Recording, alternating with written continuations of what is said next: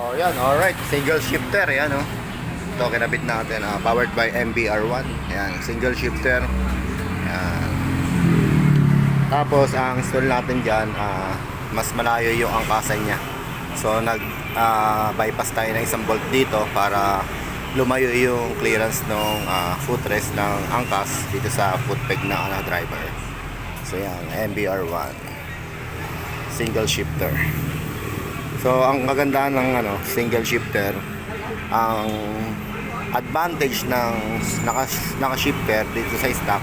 So once na lumiko yung motor mo, hindi sasabit dito sa ground yung footpeg mo. Kasi yung stock natin nandito nakalagay. Yan. Yan ang advantage yan. Mas mataas yung clearance ng footpeg ng driver at maiwasan yung sabit dun sa dito sa floor, dito sa kalsada. Especially dun sa lumiligo na medyo ligong malalim. Yan yung advantage ng shifter. Ito naman din sa kanan. Ayan. Simple lang yung install natin ito. Naglagay tayo ng bracket para yung footpeg ng driver mas malayo dito sa angkas. Yan. So sukatin nyo sa inyo yung mga naka single shifter. Sukatin nyo yung clearance nito. Sa akin, isang tanggal yan. Ayan, isang tanggal yan. Diba? So, ang original na kabit kasi nito, ditong bolt na to, nandito yan. So, ang mangyayari dyan, banda rito lang yung yung angkasan. So, pag nakasakay yung driver at saka yung angkas, so, possible na umabot yung paa niya dito sa paa ng driver.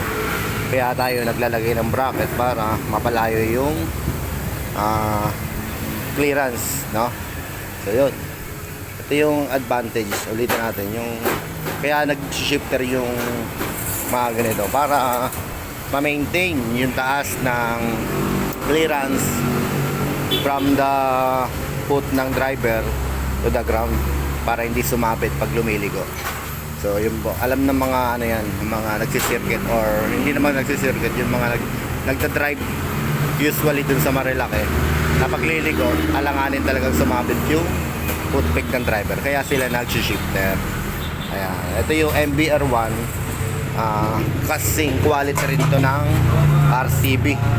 So, yung kapal ng alloy nito, kasing laki rin din siya ng RCB. Ayan. Ito yung single shifter ng MBR1. Ayan. Semi big bike concept na rin to, kasi naka Asiomax na rin siya.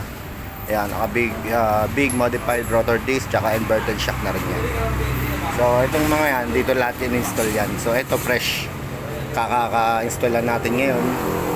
Itong mga Asiomax tsaka rotor disc at inverted shock nya yung last month pa yan. Ayan. Tapos kanina nagpalit din ako ng ito, clutch lining. Bakit natin sa inyo. So yun, ito yung lining na kinabit ko rin dyan. Yan, nagpalit din tayo ng clutch lining, bago lang yung lining, yan.